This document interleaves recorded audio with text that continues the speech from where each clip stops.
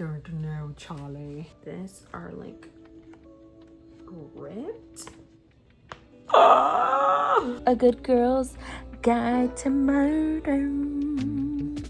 Was getting a little bit bored there, but now that we've gotten to page 143, I'm like, oh my god, this is all gonna go downhill so fast. Buonasera. Does that mean good morning? It might mean good night, but I think buonanotte is good night. So buonasera. I've just risen from the clutches of sleep, which is why I look crazy, but maybe at some point today I will look presentable. Either way, the purpose of our time together today is I'm gonna finish a bunch of books that I started and am in the middle of. So that will help me catch up on my reading goal, and also it's just weird to have like 7 books that I'm in the middle of, you know what I mean? 7 is an exaggeration, but I am reading Calabasas for another vlog, so I think I'm going to start with this one. I have like 2 chapters left in this book, and I feel like I could knock that out pretty quickly. I don't know why I always have to sniff the books. I'm sorry. But I probably won't talk about this one because I'm reading it for another vlog. But then we'll be able to wrap that other vlog. Boom chakalaka. That's number 1. Then I think I will tackle Discontent by Beatrice Serrano. And I've read 2 chapters of this book, but as you can see, she's a skinny legend. And I think I could bang this out like in an hour and a half or something. So nothing else to say about that. Then I have A Good Girl's Guide to Murder, which I'm only about 50 pages into. So I have most of this book left, but she seems like a quick and easy read. So we're gonna put her on this list. I feel like we can do it. And then we have Bury Your Bones in the Midnight Soil. I'm kind of torn about whether I want to finish this book or if I want to start a new book, but I feel like I was at least halfway through this book. I don't remember because I was reading it on Libby and then my hold expired and it just disappeared. But it just became available again, and I'm hoping that it will have saved my place. Because if not, then I don't know what we're doing, but a problem for when we get there, okay? And I think I'll listen to this one on audio because that way I can still be reading today while I'm making food, eating, doing the things, you know what I mean? Anyways, let's start off with Calabasas. Almost forgot to set a timer. Here we go.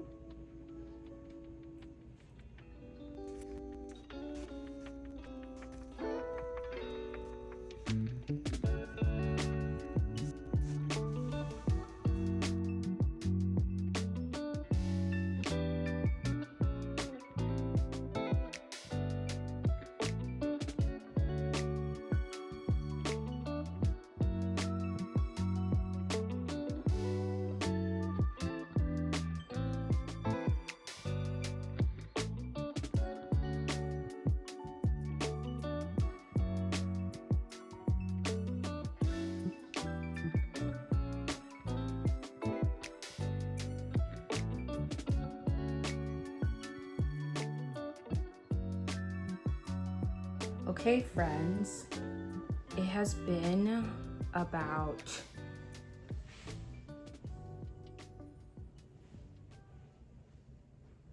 1 hour and 20 minutes. Math, not my thing.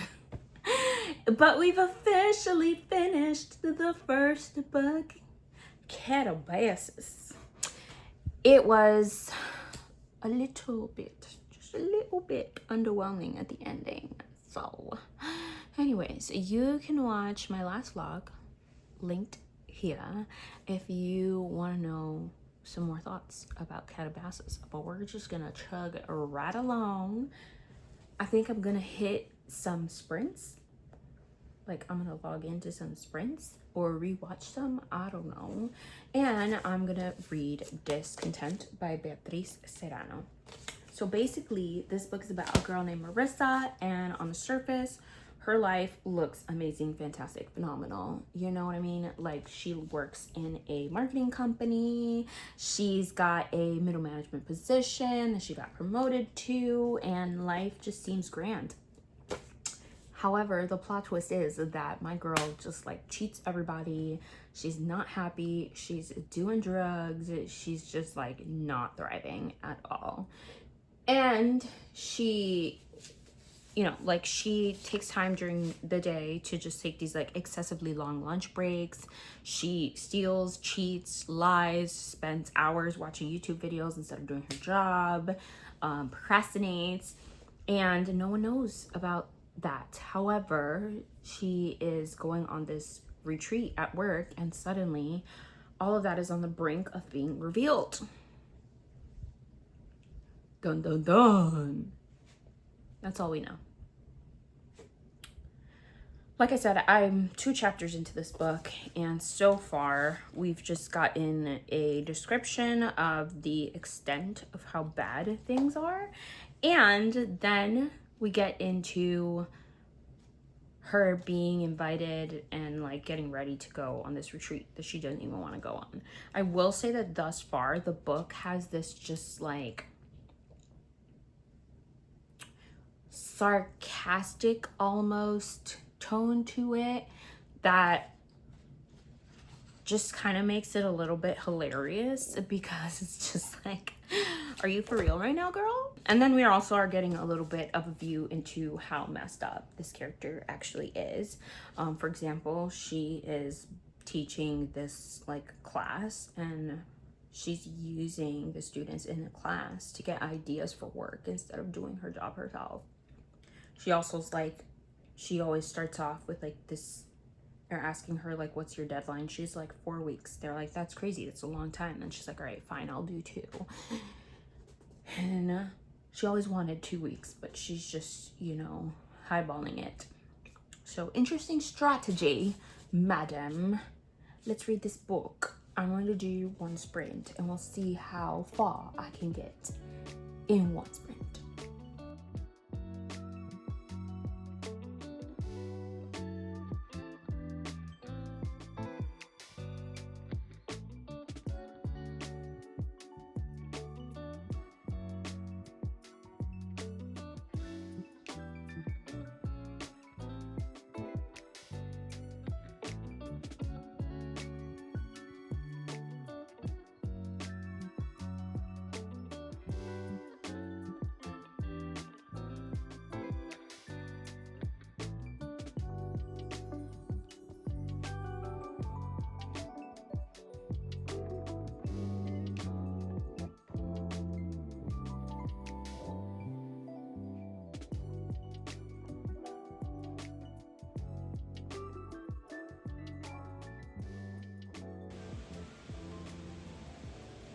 Do you hear that sound? It's raining! Oh, this is like the perfect rain where it's like relaxing and you can like get cozy and read. Ah! Divine. It's divine. Anyways, let's talk about what's been going on, because it's been a few hours actually. We have 17 hours and 40 minutes left. So I think like 5 hours have passed, and I was reading Discontent. I have exactly 96 pages left in this book, which is not much of an accomplishment, okay, because this is a skinny legend. However, I was having a decently good time, but there are some parts of this book where it just gets a little mundane, and I find myself skimming a bit, but then there's other parts that are like hilarious. I found a quote that I feel like perfectly describes the main character's perspective on life. It says, luckily in the internet, you can always find someone who said what you're thinking, not only before you, but better than you. So you don't even have to make an effort to articulate your own thoughts. And I feel like that's exactly how she lives her life. Like, she's like, why complicate things when you could just, like, I'm trying to think of something, you just go on the internet, someone's already thought it and they can say it much better than me. And that is kind of hilarious and also kind of sad, you know what I mean? So it is entertaining me, but I don't know. We are at page 79 of this book, and we have yet to get to the retreat, which is the whole like synopsis of the book. So I'm just wondering if we're really gonna get a bang for our buck here. Anyways, I was feeling a little sleepy, so I popped on my headphones and I started listening to Bury Our Bones in the Midnight Soil. I was pleasantly surprised that it does tell you exactly where you left off before the book got taken away, and I was at 62%. This is a long book too. Oh my gosh. Like, how have I read 11 and a half hours and still have 7 hours left? We'll get into that one once we finish Discontent, but I did pop in my headphones and listen to that a little bit until I fell asleep, and then I was out for a couple hours. This is what always happens to me when I do these 24-hour readathons, where I get sleepy from reading so much, and then that stops me from reading. It's all right. I'm gonna try to finish Discontent, and then I'll go back to reading Bury Our Bones in Midnight Soil. I don't even know what I just said, but that book. You know what I need? A nice cool shower to wake me up. I want to make a warm bath, and then I'm going to go sit in my beanbag chair. Like, come on, tell me this isn't the coziest little corner you've ever seen in your entire life. Okay, we're gonna sit there. It's yellow, it's cozy, it's amazing, with a warm bath, and enjoy the rain.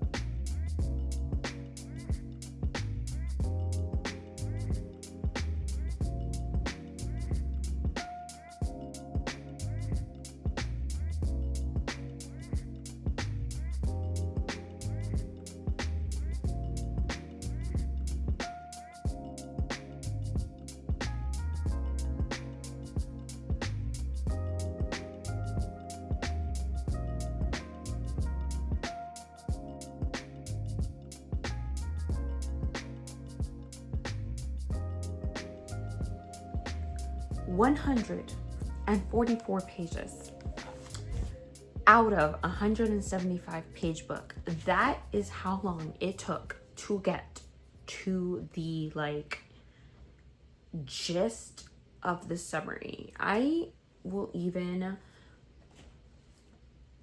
go as far as saying that the summary is a little bit deceptive about what this book is about. Okay, the summary is more like the climax of this book as opposed to what the whole thing is about.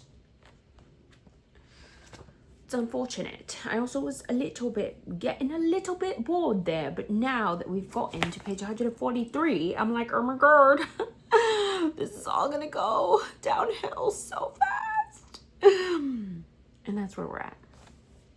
So yeah, I have mixed feelings about this book so far. And then, you know, I looked forward, and a lot of what's to come is just these like emails and stuff.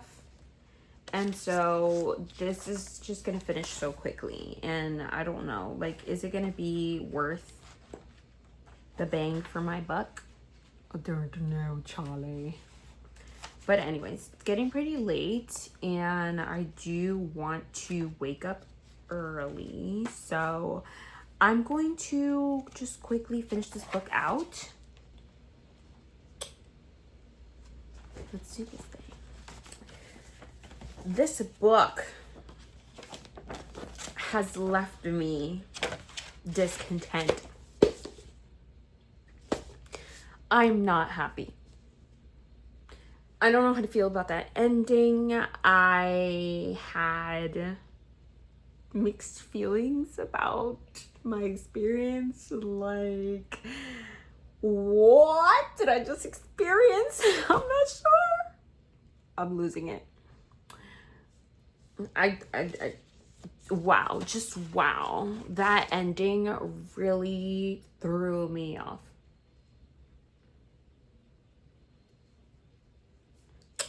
I was expecting more. I need answers that are unanswered. The people have questions, Beatriz Serrano. What's going on here? I don't know.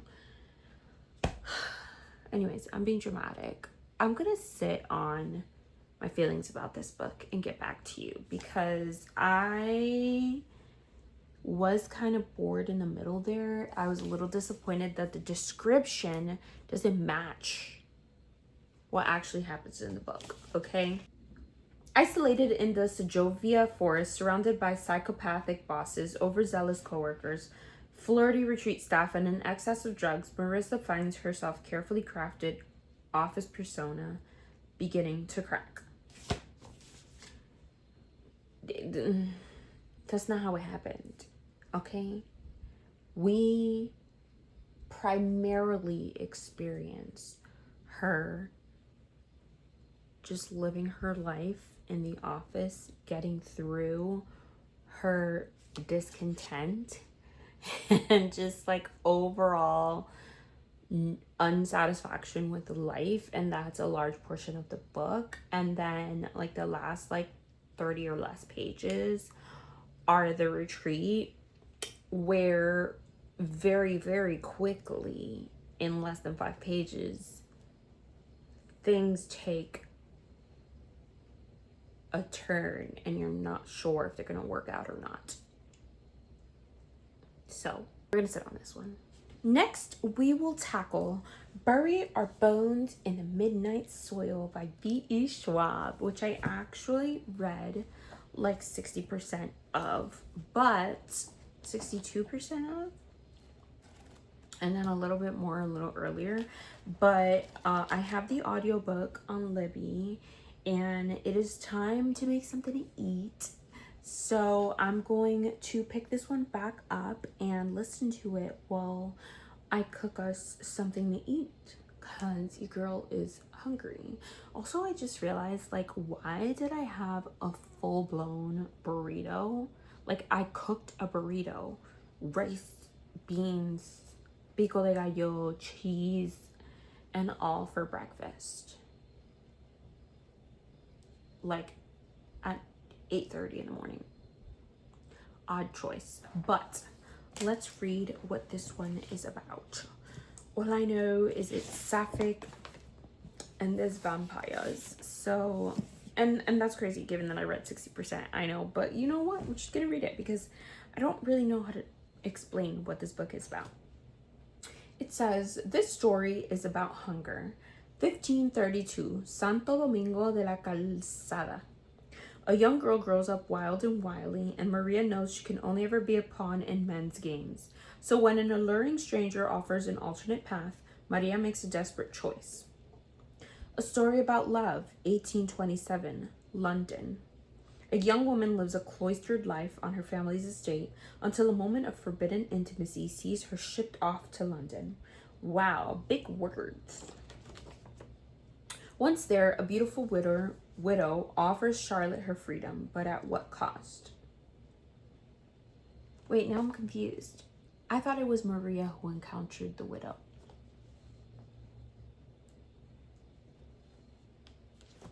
Have I misinterpreted this whole book? A story about rage. 2019 Boston. College was supposed to be a fresh start. That's why Alice moved halfway across the world. Then an out-of-character one-night stand leaves her questioning everything.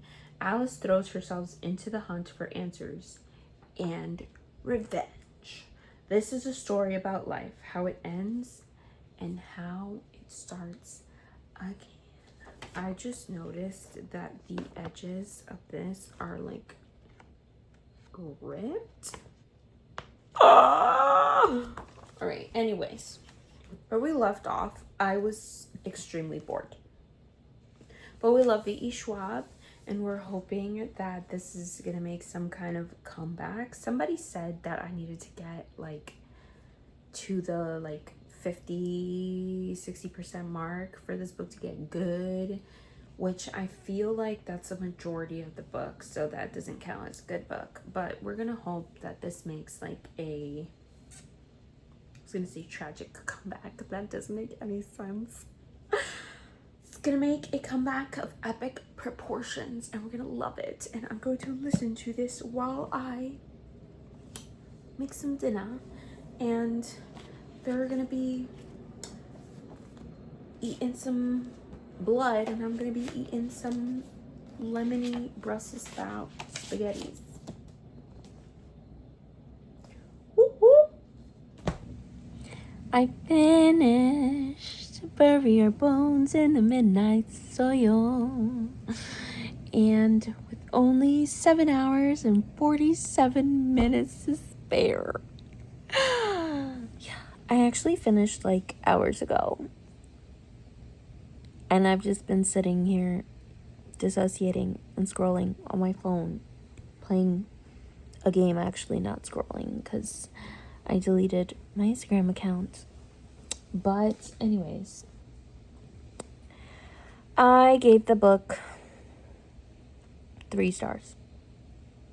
That's the tea. I feel like it did get better after like the 70% mark, when we're just getting a little bit more essentially backstory to one of the characters, and it explains her interaction with another character. We kind of start to see 2 of the different like main character stories converge into one, and I just feel like if that part had been the whole book, it would have been fine. Like, it was actually pretty interesting.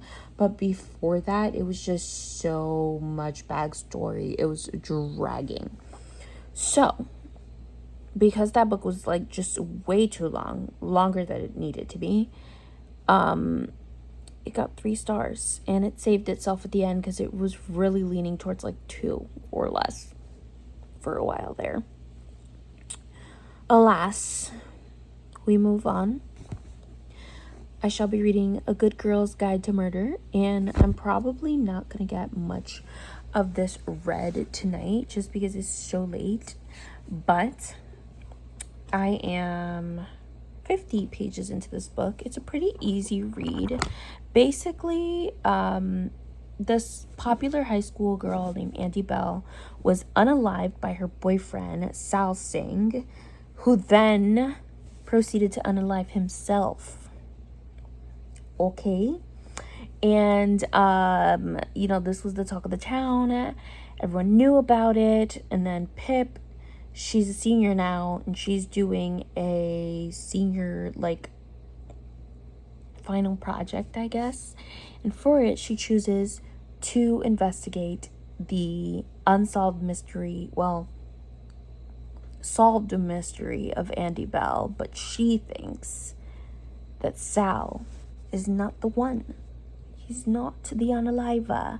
And so she takes it upon herself through her final project as a guise to investigate the situation. And then it says that someone in Southview just doesn't want Pip digging for answers. And now she finds her own life in danger. Also, I just realized that there's a show to this, and I'm really excited for that. So, A Good Girl's Guide to Murder. Can you tell I'm delusional? Anyways, I'm cozied up in bed, and this is what we're gonna do. And when I wake up, this is what I'm also gonna do. Put on another black shirt and finish this book. Okay, friends, I woke up to the sound of my timer going off. Time was up. Oh, a visitor. Hi, Waffle. Hello, Waffle. Say hello. You're being Come rude. here. Okay. She doesn't want to make an appearance. Anyways,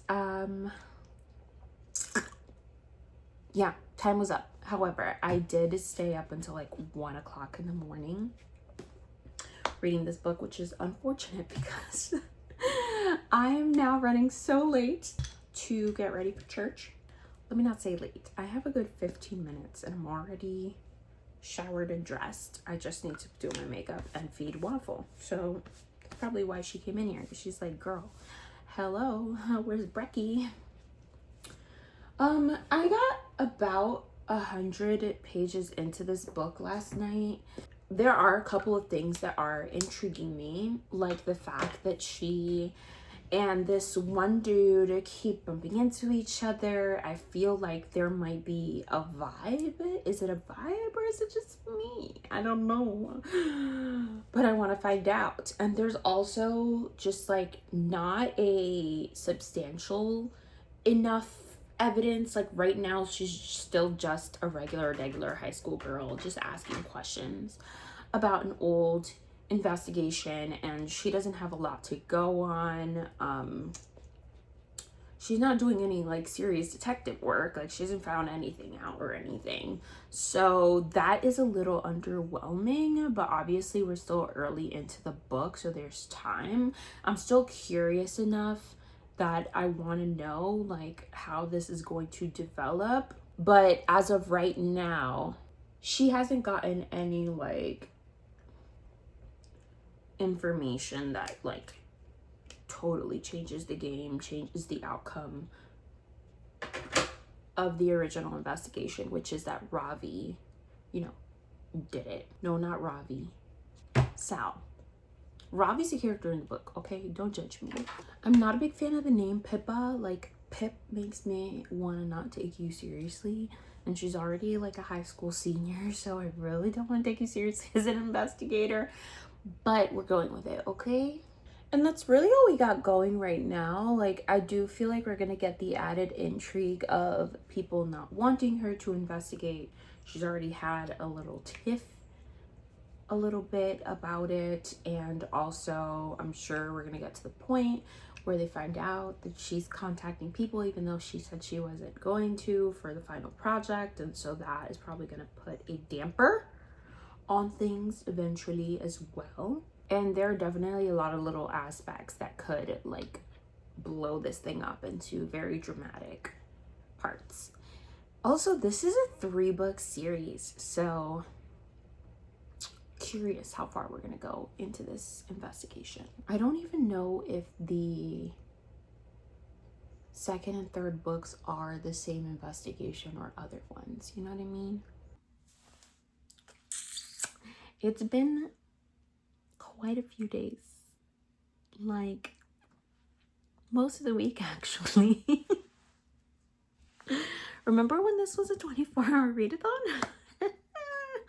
Anyways, I've been reading this book all week, and I was waiting to kind of just give you like a quick wrap up and update when I finished, but it's just so good. I can't wait.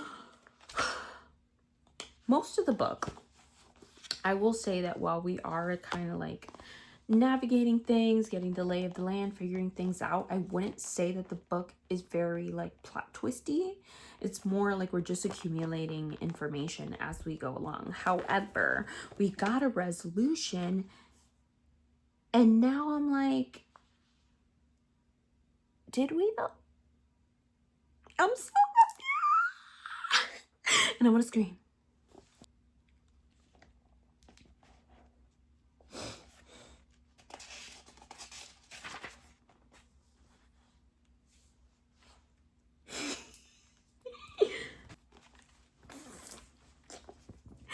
This is insane. With only like 20 pages left in this book, there's no way that we're revealing this information. I mean, okay, I had a suspicion about what we're being kind of revealed right now. I had a suspicion earlier. Well, I guess it wasn't really a suspicion. It was pretty obvious. But not to Pip? Okay.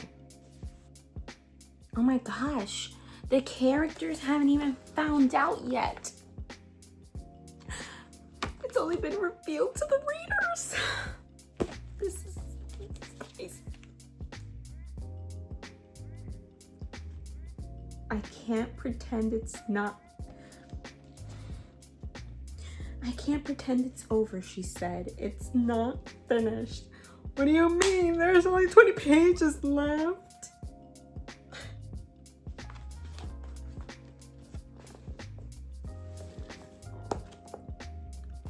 I'm so stressed out. Then the pieces dropped, falling into place. Oh my gosh, people in this town are sick. I just want to understand, like, the only thing that's bothering me about this book right now is the fact that everyone just, like, spills the tea to Pippa. Like, a large portion of her solving this whole situation banks on the fact that people let random things slip and choose to have conversations with her. That's, like, the only thing that's, like, kind of bothering me about this book, but, like, we can overlook it. He smiled, put his hands on the back of her neck, fingers in her hair, and leaned in to press his forehead against hers. He told her before that he did it to take away half her sadness, half her headache, and half her nerves.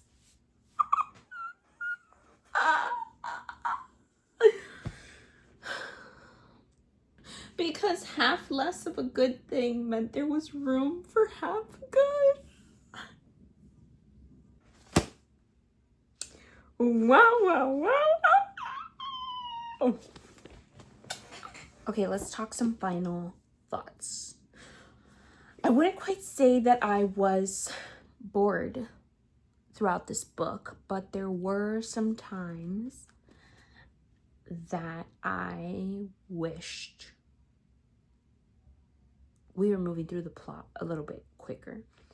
That being said, this is an easy book to read. Like, if life didn't suck so bad lately and I wasn't so busy, I probably could have read this in like a sitting, to be honest. So I won't complain about that, actually, okay? The only real, like, thing about this book that kind of bothered me is, like, the little jokes. Sometimes, like, the little quips. I thought they were a little corny. But the ending really made up for everything. All these, like, twists. Those, like, last 20 pages. Whoa, baby. I was on a roller coaster of emotions. So, we give this 4.5 stars. Honestly, if you had taken away the last, like, 30 pages of this book, I probably would have given it, like, 4 stars. But the last of it really, like, whoa. Anyways, that was fun. Thank you so much for watching this.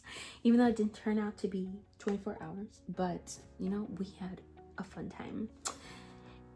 If you made it this far, leave me the most murderous emoji you can think of. And that's it. Make sure you hit that like button. If you want to join the family, make sure you hit that subscribe button. I will see you all when I see you next. Bye.